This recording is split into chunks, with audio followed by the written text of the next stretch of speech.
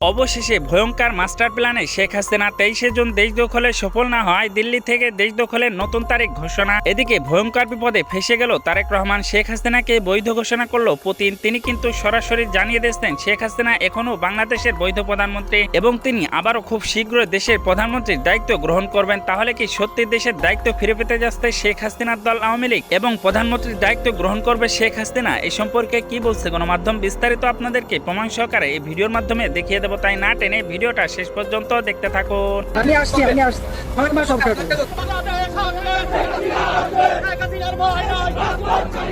আমরা তো পলিটিক্যালি বলে যে it is no political party, এটা একটা মাফিয়া পার্টি।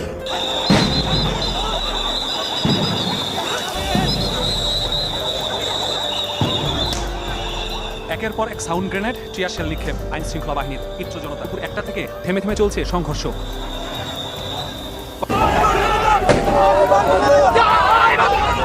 আপনারা দেখতে পাচ্ছেন মহাকালী বাস স্ট্যান্ড থেকে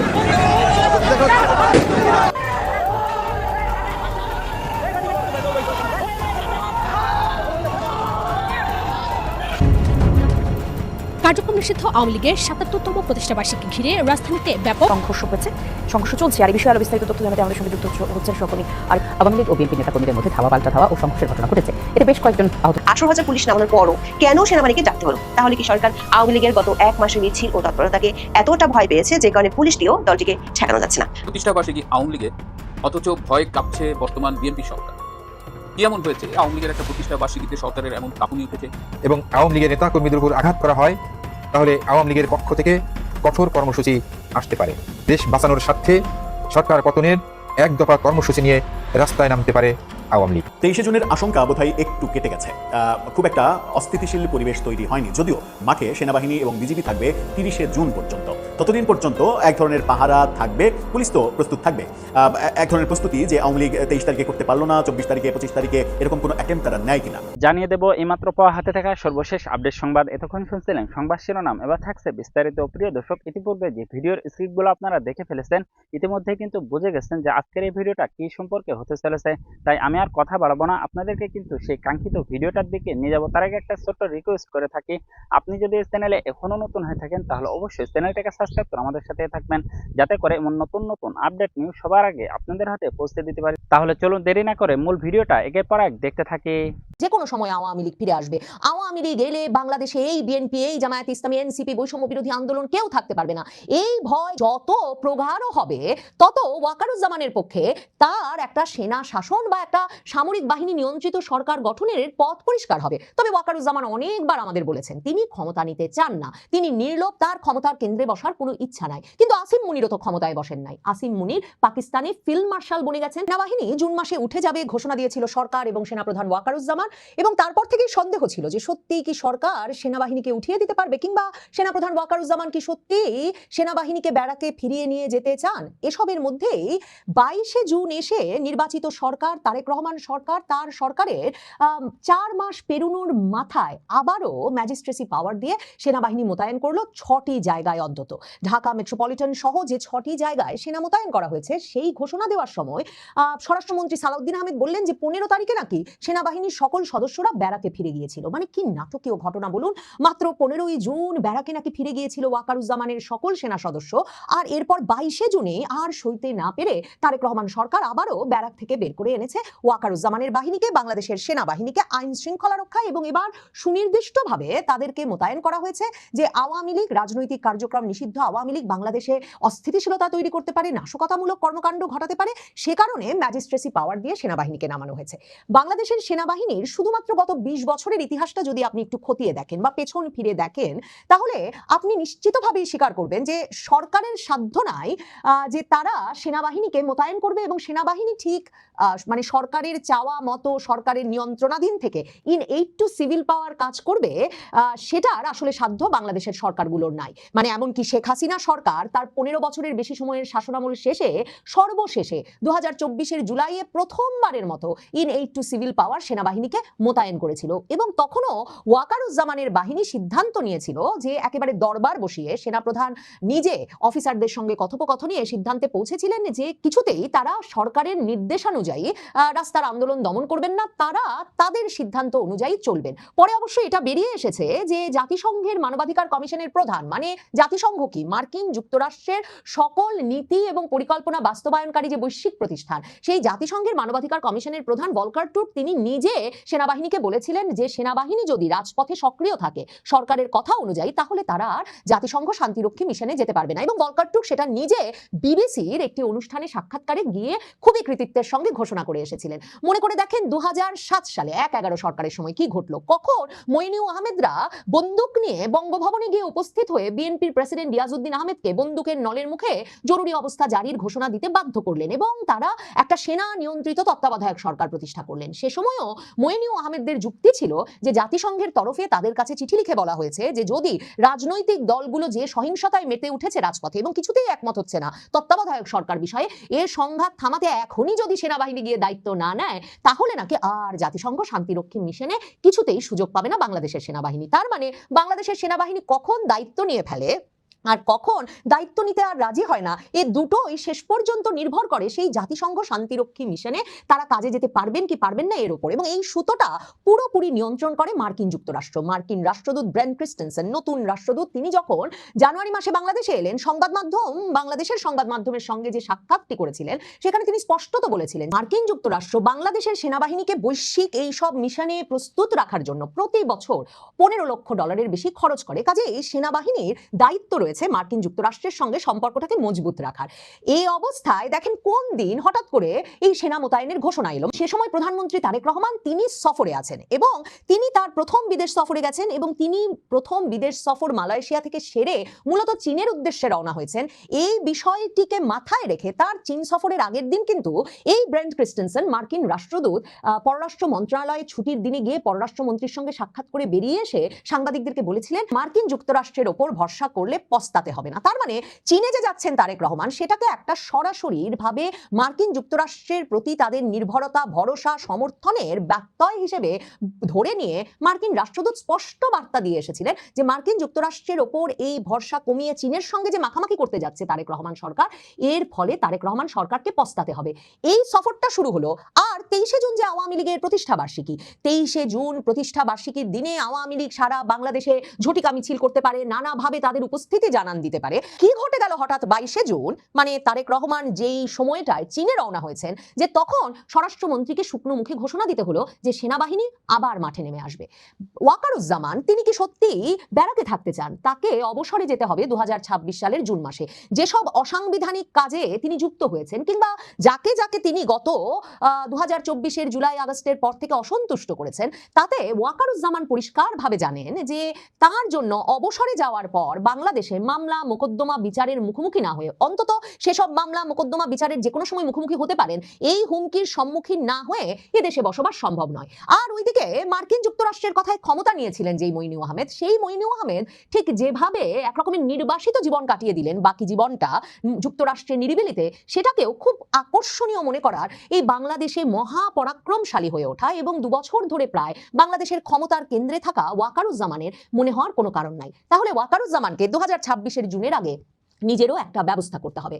তাহলে ওয়াকারুজ্জামান কেন এখন ব্যারাকে সৈন্য ফিরিয়ে নিয়ে আবারও অন্তরালে চলে গিয়ে, মানে যেটা তার পক্ষে একরকমের অসম্ভব, তিনি একজন জাতীয় চরিত্র হয়ে উঠেছেন, তিনিই সবকিছু নিয়ন্ত্রণ করছেন, তারপর তিনি কি করে 2026-এর জুনের নিরিবিলিতে অবসরে চলে যাওয়ার কথা ভাববেন? কারণ এমনকি সেনাবাহিনীর ভেতরে তিনি যাদের ট্রাইব্যুনালে পাঠিয়ে বিচার শুরু করেছেন তাদের অনেক পক্ষ তার উপর ক্ষুব্ধ এমন সব পক্ষ আছেন যারা কিনা বাংলাদেশে 2024-এর জুলাই আগস্টের পর একটা ইসলামী বিপ্লবের স্বপ্ন দেখেছিলেন এবং মনে করছেন যে এই ওয়াকারুজ্জামান সেই বিপ্লবটিকে অসমাপ্ত রাখার পেছনে সবচেয়ে গুরুত্বপূর্ণ ভূমিকা পালন করেছেন, যে কারণে বিএনপি তাকে বরাবর কৃতজ্ঞতা জানিয়ে আসছে এবং বলে যে তিনি নির্বাচনটা আইন শৃঙ্খলা পরিস্থিতি নিয়ন্ত্রণে রেখে সম্পন্ন করেছিলেন বলে এই বাংলাদেশে জামায়াতে ইসলামী নয় বরং মধ্যপন্থী বিএনপি ক্ষমতায় আসতে চেয়েছে। কিন্তু পুরো 2024-এর জুলাই আগস্টের যেই ঘটনা, সেই ঘটনার সমাপ্তি কি এই নির্বাচনের মাধ্যমে হয়?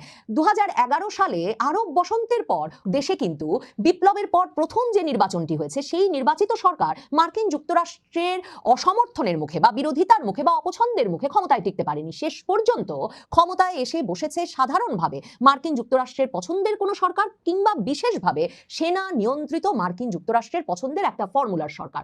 ওয়াকারুজ্জামান ১-১১ সরকারের ফর্মুলায় নয়, কিন্তু যদি আসিম মুনিরের ফর্মুলায়, পাকিস্তানের আসিম মুনিরের ফর্মুলায় ক্ষমতার কেন্দ্রে চলে আসতে পারেন এবং তারপর ভাগাভাগি করে একটা সরকার গঠন করে দেন, কারণ জামায়াতে ইসলামী এনসিপি তার উপর এখন রাগ যে ক্ষমতার পুরোটাই তিনি এমন একটা নির্বাচন করেছেন তার ফলে বিএনপি একাই ভোগ করছে।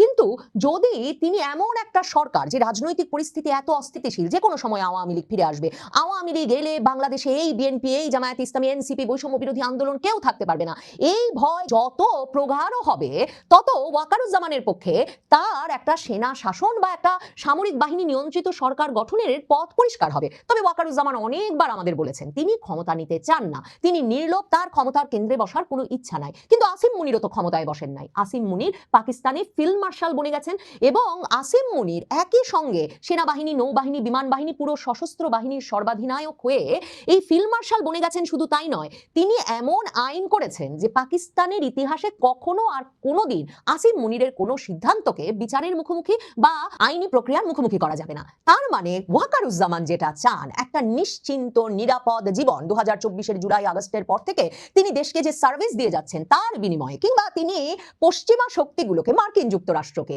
তাদের ফর্মুলা বাস্তবায়নে যেই সার্ভিস দিয়ে যাচ্ছেন তার বিনিময়ে তিনি যে একটা নিরবচ্ছিন্ন এবং ক্ষমতাশালী ব্যক্তি হয়ে তার অবসর পরবর্তী সময়টাও কাটিয়ে যেতে চান, সেটা একমাত্র ওয়াকারুজ্জামানের পক্ষে সম্ভব যদি পাকিস্তান মডেলে তিনি একটা জাতীয় সরকারের মতো গঠন করে দেন। মানে জেলে আছেন ইমরান খান, কিন্তু বেনজির ভুট্টোর স্বামী আসিফ আলী জারদারি তিনি প্রেসিডেন্ট, নওয়াজ শরীফের ভাই শাহবাজ শরীফ তিনি হচ্ছেন প্রাইম মিনিস্টার, এমন করে একটা ভাগাভাগির সরকার তিনি যদি গঠন করে দিতে পারেন, কিন্তু তিনিই হয়ে থাকেন সকল ক্ষমতার কেন্দ্র, তাহলেই হয়তো তিনিও প্রেসিডেন্ট ট্রাম্প যেমন প্রিয় ফিল্ড মার্শাল বলে আসিম মুনিরকে সম্বোধন করেন, হয়তো ওয়াকারুজ্জামানও মার্কিন যুক্তরাষ্ট্রের ততটাই ঘনিষ্ঠ হয়ে উঠতে পারবে। আর খুবই গুরুত্বপূর্ণ হচ্ছে গোয়েন্দা তথ্যের ভিত্তিতে সেনা সদস্যদের নামানো হয়েছে। গোয়েন্দা তথ্যে ছিল যে আওয়ামী লীগ নাকি পুলিশ সদস্য এবং এনসিপি, বৈষম্য বিরোধী ছাত্র আন্দোলন সহ সকল রাজনৈতিক দলকেই বাধা পেলে হামলা করতে পারে। বাংলাদেশে গোয়েন্দা তথ্য প্রধানত কোন সূত্র থেকে আসে আর কাদের স্বার্থ রক্ষায় আসে সে বিষয়েও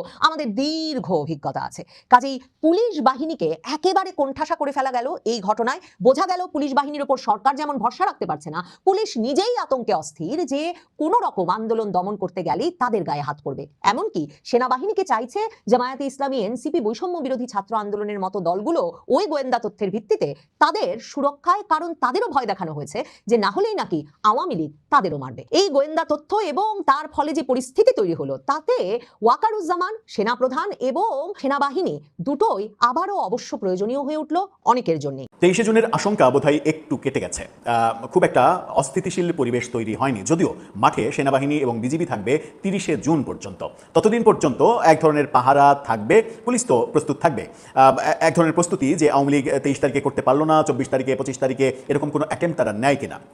তবে মনে হয় না যে কোনো সংঘাতময় পরিস্থিতির দিকে আর আমরা যাব কিংবা আমাদের যেতে হবে আপাতত।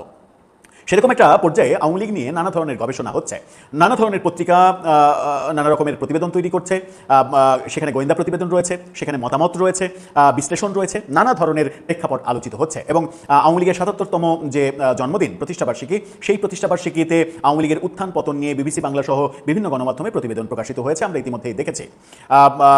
সব গণমাধ্যম না হলেও 2-4টা গণমাধ্যমে আজ আওয়ামী লীগের প্রতিষ্ঠাবার্ষিকী এরকম নিউজও প্রকাশিত হয়েছে।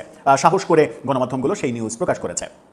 এরকম একটা সময়ের মধ্যে আমরা দেখছি যে বাংলাদেশের নতুন জাতীয় দৈনিক আগামীর সময় তারা একটা রিপোর্ট তৈরি করেছে, যে রিপোর্টে তারা মূলত বলতে চাইছে আওয়ামী লীগের এই সময়ে এসে আওয়ামী লীগ 5 জন নেতার কাঁধে ভর করে সামনের দিন অতিবাহিত করতে চাচ্ছে কিংবা সামনে এগোতে চাচ্ছে। কারা সেই 5 নেতা, যে 5 নেতার কাঁধে ভর করে আওয়ামী লীগ এগোতে চাচ্ছে? এবং এখানে ইন্ট্রোতে শুধু বলে রাখি, সেই 5 নেতার 5 জনই বাংলাদেশে অবস্থান করছেন। রিপোর্টটা চাঞ্চল্যকর হতে পারে যদি এই রিপোর্টটা সত্য হয়। চলুন একটু জেনে দেখি, রিপোর্টের ভেতরে ঢুকে বোঝার চেষ্টা করি কোন 5 জনের ঘাড়ে ভর দিয়ে আওয়ামী লীগ এগোতে চাইছে। তাতে কি আওয়ামী লীগের প্রধান যিনি নেতা শেখ হাসিনা তার সাঁই রয়েছে? সেই আলোচনাই করবো এই ভিডিওতে। বলছিলাম আওয়ামী লীগ 5 নেতার কাঁধে ভর দিয়ে সামনের দিন এগোতে চাইছে এবং সামনের পথটা পাড়ি দিতে চাইছে। এই 5 নেতার কাঁধে ভর দিয়ে এরকম একটা গোয়েন্দা প্রতিবেদন তৈরি হয়েছে। সেই গোয়েন্দা প্রতিবেদনের উদ্ধৃতি দিয়ে আগামীর সময় এই রিপোর্টটা তৈরি করেছে। যে রিপোর্টের শিরোনাম হচ্ছে, তাদের শিরোনামটা দেখে নিন, পুলিশ সদর দপ্তরের গোয়েন্দা প্রতিবেদন, 5 নেতাই ভর করে ফেরার চেষ্টা নিষিদ্ধ আওয়ামী লীগের। শব্দটা নিষিদ্ধ আওয়ামী লীগ হওয়ার কথা নয়, শব্দটা হওয়ার কথা কার্যক্রম নিষেধাজ্ঞা থাকা আওয়ামী লীগের, কারণ আওয়ামী লীগ নিষিদ্ধ দল নয়, ছাত্রলীগ নিষিদ্ধ দল। যাই হোক, শব্দগত ভুল একটা পত্রিকার হতে পারে, কিন্তু এত বড় ঢাকঢোল পিটিয়ে আসা একটা জাতীয় দৈনিকের এরকম ভুল না হলেই ভালো হয়। এই রিপোর্টে গোয়েন্দা প্রতিবেদনের বেলায় বলা হচ্ছে যে মে মাস থেকেই একটা পর্যায়ক্রমে একটা প্রস্তুতি ছিল আওয়ামী লীগের, বিভিন্ন দিনকে কেন্দ্র করে তারা ফেরার চেষ্টা করেছে, মানে বিভিন্ন ধরনের বড় কর্মসূচি দেওয়ার চেষ্টা করেছে। যেমন জুনের প্রথম দিকে ছিল, জুনের প্রথম দিক হচ্ছে 11ই জুনকে তারা টার্গেট করেছিল, যেদিন শেখ হাসিনার কারামুক্তি দিবস, সেই কারামুক্তি দিবসকে তারা টার্গেট করেছিল। কারামুক্তি দিবসকে টার্গেট করার পর তারা মূলত 23 জুন এই দিবসটাকে টার্গেট করেছিল। তার আগে 7 জুন 6 দফা দিবস এই দিনকে টার্গেট করেছিল এবং গোয়েন্দা প্রতিবেদনে এই দিনগুলো উঠে এসেছে এবং সেই প্রতিবেদনে উঠে এসেছে এমন চিত্র যে 7 জুন 11ই জুন এই তারিখগুলোতে তারা সফল না হলেও পরবর্তী টার্গেট তাদের 23 জুন ছিল এবং এই শোডাউন কর্মসূচি এই ব্যাপারগুলোর মধ্য দিয়ে তারা এগোতে থাকবে এবং এগোতে এগোতে যেটা হবে সেটা হচ্ছে যে এই সীমান্ত দিয়ে, দেশের বিভিন্ন সীমান্ত দিয়ে ওই পারে থাকা নেতারা ক্রমেই ফিরতে থাকবেন। ফিরে এসে তারা কৌশলে স্যারেন্ডার করবেন, স্যারেন্ডার করে কিছুদিন জেলে থাকবেন, জেলে থাকার পরে উচ্চ আদালত থেকে জামিন নিয়ে তারা বাইরে এসে রাজনীতিতে সক্রিয় হবেন।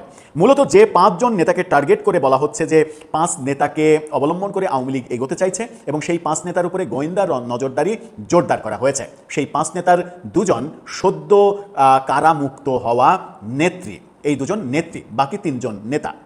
বাকি 3 জনের মধ্যে একজন আবার আওয়ামী লীগ থেকে বহিষ্কৃত নেতা, যার আওয়ামী লীগের সঙ্গে বিন্দুমাত্র কোনো যোগাযোগ নেই, হয়তো মানসিক যোগাযোগ রয়েছে, হয়তো তিনি বঙ্গবন্ধু পাগল, এই কারণেই সেই যোগাযোগটা রয়েছে। এত ধোঁয়াশা না রেখে চলুন নামগুলো নিয়ে আলোচনা করি। 5 জনের তালিকায় প্রথম যে নামটা রয়েছে তাকে নিয়ে বেশ চাঞ্চল্যের সৃষ্টি হয়েছিল। গ্রেপ্তারের পরে সাথে সাথেই তাকে সব মামলায় জামিন দিয়ে দেওয়া হয়েছিল, তিনি সাবির হোসেন চৌধুরী। সাবির হোসেন চৌধুরীকে 1 নম্বরে রাখা হয়েছে। 2 নম্বরে যাকে রাখা হয়েছে তিনি, যার সঙ্গে আওয়ামী লীগের এখন সম্পর্ক নেই, তিনি আব্দুল লতিফ সিদ্দিকী, কাদের সিদ্দিকীর বড় ভাই লতিফ সিদ্দিকী, যিনি আওয়ামী লীগের মন্ত্রী ছিলেন, কিন্তু ওই ধর্মীয় বিষয়ে কথা বলতে গিয়ে আওয়ামী লীগের শেখ হাসিনার চক্ষুশূল হয়েছিলেন, ধর্মীয় গোষ্ঠীর চক্ষুশূল হয়েছিলেন এবং তিনি মন্ত্রিত্ব হারিয়েছিলেন। পরবর্তীতে তাকে আমরা দেখেছি যে জেলে যেতে হয়েছে, তাকে মন্ত্রিত্ব হারাতে হয়েছে, অনেক কিছু হয়েছে। সেই লতিফ সিদ্দিকী গোয়েন্দা রিপোর্টের 2 নম্বরে রয়েছেন। এরপরে রয়েছেন মেজর জেনারেল অবসরপ্রাপ্ত সালাউদ্দিন মিয়াজি, যে নামটা এর আগেও আলোচিত হয়েছে। এই 3 জনের সঙ্গে যে 2 জনের কথা বললাম, যে সদ্য কারামুক্ত হওয়া, মানে 2 জন কারামুক্ত হওয়া, 2 জন সাবেক স্পিকার শিরিন শারমিন চৌধুরী এবং সাবেক নারায়ণগঞ্জের মেয়র সেলিনা হায়াত আইভি, এই 5 জনের কথা উঠে এসেছে গোয়েন্দা রিপোর্টে এবং বলা হচ্ছে যে এই 5 জনের উপরে নজরদারি চালানো হচ্ছে। বলা হয়েছে এসব নেতার রাজনৈতিক কর্মকাণ্ড সম্পর্কে নিয়মিত তথ্য সংগ্রহ ও পর্যবেক্ষণ অব্যাহত রাখা প্রয়োজন। কারণ হিসেবে বলা হয়েছে সাম্প্রতিক সময়ে আওয়ামী লীগের প্রয়াত নেতা ইঞ্জিনিয়ার মোশাররফ হোসেন, FM রহমতুল্লাহ এবং তোফায়েল আহমেদের জানাজা ঘিরেও বেশ লোকসমাগম দেখা গেছে। নেতাকর্মীদের মধ্যে এক ধরনের যোগাযোগ তৈরির সুযোগও সৃষ্টি হয়েছে। এর বাইরে দায় মুক্তি শিরোনামে অনলাইন প্ল্যাটফর্মে শেখ হাসিনা দলীয় নেতাকর্মীদের সঙ্গে পর্বভিত্তিক যোগাযোগের মাধ্যমে রাজনীতিতে সক্রিয় করার জন্য তাদের উজ্জীবিত করছেন। অনলাইন প্ল্যাটফর্মে আওয়ামী লীগ নেতাদের অপতথ্য ছড়ানো সংক্রান্ত সাইবার পেট্রোলিং ও গোয়েন্দা নজরদারি বাড়ানো সহ BTRCর মাধ্যমে অপতথ্য দ্রুত অপসারণের ব্যবস্থা নেওয়ার সুপারিশও করা হয়েছে এই গোপন প্রতিবেদনে। গোয়েন্দা প্রতিবেদনে আরও বলা হয়েছে রাজধানীর গুলিস্তান, যাত্রাবাড়ি, শাহবাগ, ঢাকা বিশ্ববিদ্যালয় এলাকা, ধানমন্ডি, মিরপুর, মোহাম্মদপুর, উত্তরা সহ বিভিন্ন এলাকায় আওয়ামী লীগ এবং অঙ্গ সহযোগী সংগঠনের নেতাকর্মীদের অনেকেই সাংগঠনিক যোগাযোগ বজায় রেখে চলেছেন। দেশের আরও অনেক এলাকায় এই ধরনের তৎপরতার তথ্য পাওয়া গেছে। এই ঘটনাগুলো তারা বলছে। সব মিলিয়ে গোয়েন্দা প্রতিবেদনে 23 জুনের এই প্রাক্কালে এসে, আওয়ামী লীগের প্রতিষ্ঠাবার্ষিকীর এই প্রাক্কালে এসে গোয়েন্দা প্রতিবেদন, যে গোয়েন্দা প্রতিবেদনের ব্যাপারটা আমরা বেশ কিছুদিন আগেই আঁচ পেয়েছিলাম, একটু আপনাদেরকে টাচও দিয়েছিলাম, সেই প্রতিবেদন নিয়েই আগামী সময় বলছে যে সেই গোয়েন্দা প্রতিবেদনের ভিত্তিতেই এই 5 জন নেতাকে এক ধরনের মানে কি বলবো যে নজরে রাখা হয়েছে, নজরবন্দি করে রাখা হয়েছে এবং তাদের সমস্ত কর্মকাণ্ড পর্যবেক্ষণ করা হচ্ছে। এমনকি আমরা জানি সেলিনা হায়াত আইভির বাড়ির চারপাশে সিসি ক্যামেরাও লাগিয়েছে, পুলিশের পক্ষ থেকে লাগানো হয়েছে এবং পুলিশ সেই সিসি ক্যামেরায় মনিটরিং করছে যে সেলিনা হায়াত আইভির বাসায় কে আসে, কে যায়, কে কথা বলে, এই ব্যাপারগুলো। তার মানে সার্বক্ষণিক নজরদারির মধ্যে রাখার একটাই কারণ গোয়েন্দা প্রতিবেদন, যে প্রতিবেদনে তারা বলার চেষ্টা করছে আওয়ামী লীগ এই 5 জন নেতার কাঁধে ভর দিয়ে সামনের দিকে এগোতে চাইছে বাংলাদেশে। ঘটনা কি তাই? এই 5 জনের যে কোনো একজনকে কি আওয়ামী লীগের ভারপ্রাপ্ত কোনো একটা দায়িত্ব সত্যিই দেওয়া হচ্ছে? প্রিয় দর্শক, এই ভিডিওটা আপনাদের কাছে কেমন লাগলো? যদি ভালো লেগে থাকে তাহলে অবশ্যই চ্যানেলটাকে সাবস্ক্রাইব করে আমাদের সাথেই থাকবেন, যাতে করে এমন নতুন নতুন আপডেট নিউজ সবার আগে আপনাদের হাতে পৌঁছে দিতে পারি। তাহলে সবাই ভালো থাকবেন, সুস্থ থাকবেন। দেখা হচ্ছে পরবর্তী কোনো আপডেট নিউজ নিয়ে।